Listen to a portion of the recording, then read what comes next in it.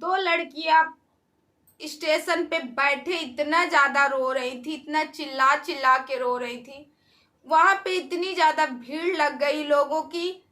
उन लोगों ने उनसे पूछा, वो बताने के लिए तैयार नहीं, सिर्फ रोए ही जा रही थी। उनको देख के लग रहा था कि उनके साथ बहुत ही बुरा हुआ। कभी किसी लड़की के साथ ऐसा नहीं होना चाहिए। तो नमस्कार दोस्तों, मैं मधुलिका आप सबका स्वागत करती हूँ आपके अपने YouTube चैनल जिसका नाम है मधुलिका UPRBL। आज मैं 12-13 दिन बाद वीडियो आप लोगों के साथ शेयर कर रही हूँ दोस्तों। और मेरा गला खराब है, दर्शक आपको आवाज़ से लग रहा होगा, इसके लिए मैं वीडियो भी नहीं शेयर कर पा रही थी, मगर आपके प्यार और दुलार की वजह से मुझे वीडियो बनाना ही पड़ा। तो दोस्तों, वीडियो में आगे बढ़ने से पहले एक छोटी सी रिक्वेस्ट है कि वीडियो को फुल वॉच कीजिएगा और चैनल में पहली बार आए तो चैनल को सब्सक्राइब करके बेल आइकन को भी प्रेस कीजिए, जैसे मैं कोई नया वीडियो डालूँ उसका नोटिफिकेशन सबसे पहले आप तक पहुँचे। तो चलिए दोस्तों, वीडियो को स्टार्ट करते हैं। तो दोस्तों, जैसे कि आपको मालूम है, उत्तर प्रदेश के लखनऊ जिले की ये कहानी है। दो लड़कियां जा रही थी लखनऊ से, और उन दो एक लड़की जो है 12वीं पास की थी और दूसरी जो बड़ी बहन थी उसका ग्रेजुएशन हो गया था। और दोनों स्टेशन में इतना रोए जा रही थी। लोगों की भीड़ इकट्ठा हो गई। लोगों ने उनसे पूछा आखिर बात क्या है, किस वजह से रो रही हो, मगर वो रोए जा रही, किसी को कुछ बताने के लिए तैयार ही नहीं।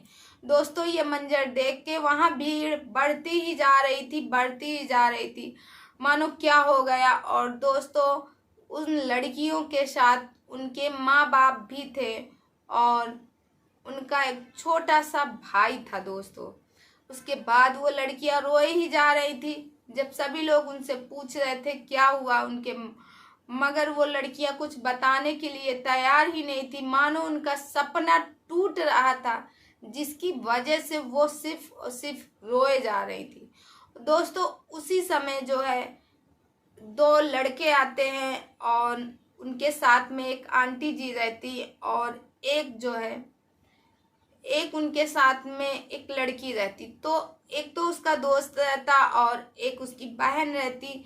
वो पूछती आखिर आप लोग रो क्यों रहे हो, उनके माँ बाप से पूछते हैं। उनके माँ बाप भी लड़कियों को देख के वो भी बहुत रोते हैं। फिर उनसे पूछा जाता आखिर इतना रो क्यों रहे हो, तब वो रो रो के कहते मेरी बेटियों का सपना अधूरा रह गया है। मैंने सोचा था कि मेरी बेटियों का सपना पूरा हो जाएगा, मगर इस तरह हमारे सपनों को, हमारी उम्मीद को किसी ने रौन दिया। कभी सोचा नहीं था भगवान उसको देखेगा, भगवान उसका भला करेगा। ऐसे ही उसके माँ बाप बोलने लगे। लोगों के पूछने पर, कई बार पूछने पर, तब फिर उन्होंने बताया कि हमारा जो है 30,000 रुपये गायब हो गया है और वो बहुत ही मुश्किल से था। हम लोग तीनों लोग जो है लखनऊ के रहने वाले हैं। लखनऊ से आलमबाग से वो लोग थे, और जो लड़के वाले थे, यानी जो लड़के थे जो पूछ रहे थे, वो लखनऊ के 4 बाग के थे। और हमारा पैसा गायब हो गया, 30,000 रुपये था, मम्मी के पर्स में था, वो गायब हो गया। जैसे ही हम लोग नाश्ता किए, नाश्ता करने के बाद मम्मी ने पर्स से पैसे देने की कोशिश की, तो पर्स में देखा नीचे से वो जैसे ब्लेड मार के, चाकू मार के निकाल लिया गया था। छोटा थैला था, उसके अंदर वो मिल नहीं रहा। और 30,000 रुपये थे। और हमारे पापा जो है एक छोटी सी पान की दुकान चलाते हैं, और मैं और मेरी बहन जो है गुल्लक में इतने दिनों से पैसा जोड़ जोड़ के इकट्ठा की थी, और आज हम लोगों का सपना पूरा होने वाला था, मगर वो भी छीन लिया किसी ने। इतना कहने के बाद उसके माँ बाप सब रोने लगते हैं चिल्ला चिल्ला के। तो उसके माँ बाप तो, क्योंकि जो लेडीजें रहती वो भावुक होती हैं, कई लेडीजें आ गई उसी में उसको समझाने लगी। जो कोई आता बस यही कहता, अरे इतना पैसा संभाल के रखना चाहिए, पैसा कोई ऐसी चीज़ है संभाल के रखना चाहिए। सब लोग उन्हीं की गलती निकाल रहे थे। ये देख के बेटियां और रोने लगी थी। फिर दोस्तों, इतने में क्या होता है कि जो जो लड़का रहता है रवि नाम रहता है, और उसकी माँ और उसकी बहन रहती है। बहन का नाम प्रीति रहता है, और इधर जो लड़कियां रहती हैं तन्नू और सोनिया रहती है। तन्नू बड़ी वाली का नाम, सोनिया छोटी वाली का नाम रहता है। उसका एक भाई रहता है, प्रिंस नाम भाई का रहता है। बाप का नाम सुखदेव रहता है। अब इतने सारे लोग थे, फिर सुखदेव बताता है कि मेरी बेटियों को शिमला जाना था। हम लोगों ने एक एक पैसे बहुत दिन से इकट्ठे करके रखे थे। हमारी जो बेटी है इंटर पास की है और ये बीए पास की है, तो इन्हीं की खुशी में, क्योंकि हम लोगों की ज़िंदगी ऐसी है कि बच्चों के लिए कभी घूमने के लिए निकाले ही नहीं। हमारे बच्चों ने कहा कि पिताजी ऐसे ही निकल जाएगी, चलो घूम के आते हैं। तो बच्चों की और बच्चियों की खुशी के लिए हम यहाँ पे आए घूमने के लिए। अब इतना कहने के बाद दोस्तों वो फिर रोने लगे। वो कहे कि अब बच्चियों को समझाने लगे कि चलो बच्ची हम लोग चलते हैं, अपने अपने घर वापस चलते हैं, फिर अगले साल आएंगे। मगर उनको पता था कि इस बार हम लोग नहीं घूम पाएंगे, तो कभी नहीं घूम पाएंगे, क्योंकि हमारे पास जो पैसा है वो कभी इकट्ठा हो ही नहीं पाएगा। इतना हो जाने के बाद दोस्तों जो रवि रहता है वो कहता है क्यों अंकल आप परेशान हो। उसकी माँ कहती है आप रहने वाले कहाँ के हो, तो वो बताते हैं हम चारबाग के हैं। वो कहती है अरे हम भी तो लखनऊ के हैं, आलमबाग के हैं, हमने तो इतना पैसा नहीं लाया, नहीं तो मुझे किसी का रोना नहीं दिखता, मैं तुम्हें जरूर पैसा देती। इतने में उसका बेटा कहता है कि माँ अगर पैसे की बात है तो मैं पैसा निकाल के दे देता हूँ। और वो गया 30,000 रुपये निकाल के उनको दे दिया और कहा अंकल आप लोग जाएंगे कैसे, कहाँ जाना है। तो उसने कहा अरे नहीं बेटा मुझे इतना पैसा नहीं, मुझे 2-4 हज़ार दे दीजिए, क्योंकि 400-500 हमारे पास हैं, 2-4 हज़ार दे दीजिए तो हम अपने घर निकल जाएंगे। तो उसने कहा अरे नहीं अंकल, आपने ही कहा ना कि इसके बाद हम कभी घूम नहीं सकते, जब आपको ये सुनहरा मौका मिला है तो आप क्यों नहीं घूमना चाहते।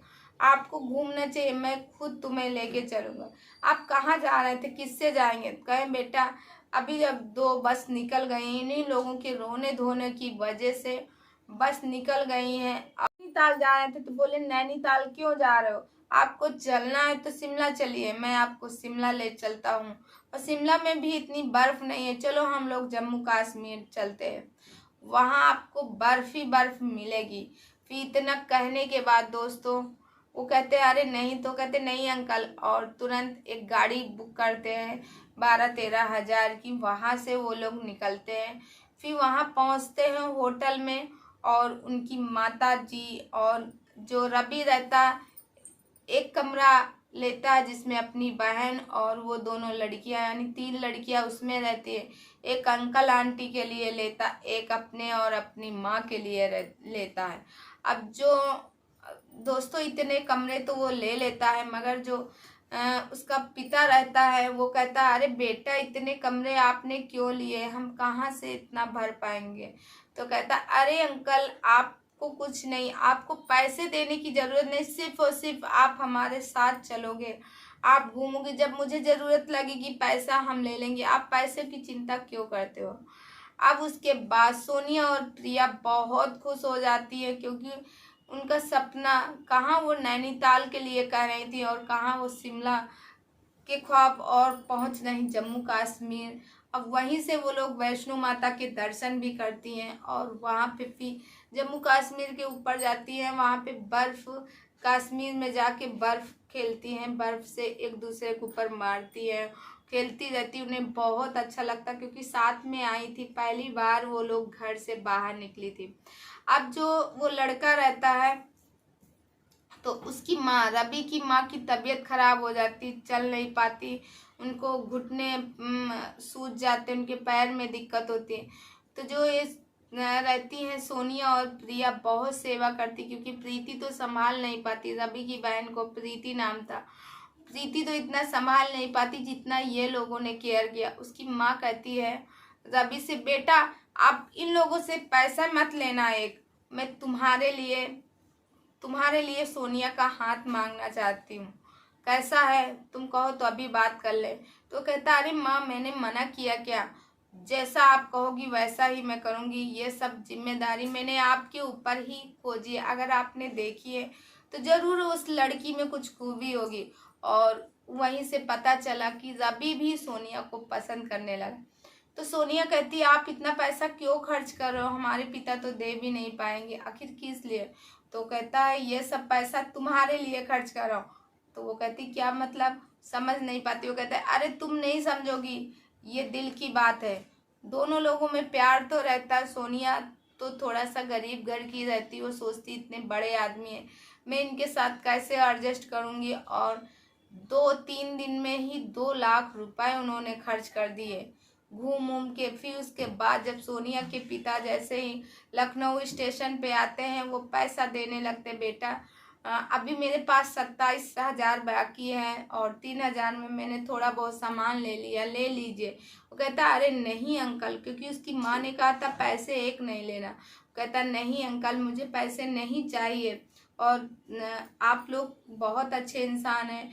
और फ़ोन ले लेते एक दूसरे से, कहते अब तो हम लोग एक दूसरे के दोस्त हो गए, मित्र हो गए, अक्सर हम लोग आया जाया करेंगे, एक दूसरे के घर आना जाना लगा रहता था। अच्छा जैसे ही 15 दिन पहुँचे, रवि की माँ ने कहा अब हम देर नहीं करेंगे, सोनिया का हाथ मांगने के लिए सोनिया के घर गए अपने बेटे के साथ। और तब उनको फ़ोन किया गया राघव को कि आइए घर पे कोई है। जब उनको पता चलता कि घर पे कोई आया तो वो सोचते हैं अरे कहीं पैसों के लिए नहीं आए, हमारे पास तो पैसों का इंतजाम भी नहीं इतनी जल्दी। अब उसके बाद दोस्तों जब वो कहता नहीं मैं पैसों के लिए नहीं आई हूँ, मुझे आपकी बेटी बहुत अच्छी लगी, क्यों ना मैं सोनिया का हाथ रवि के हाथ में दे दूँ, अगर आप मंजूर करें।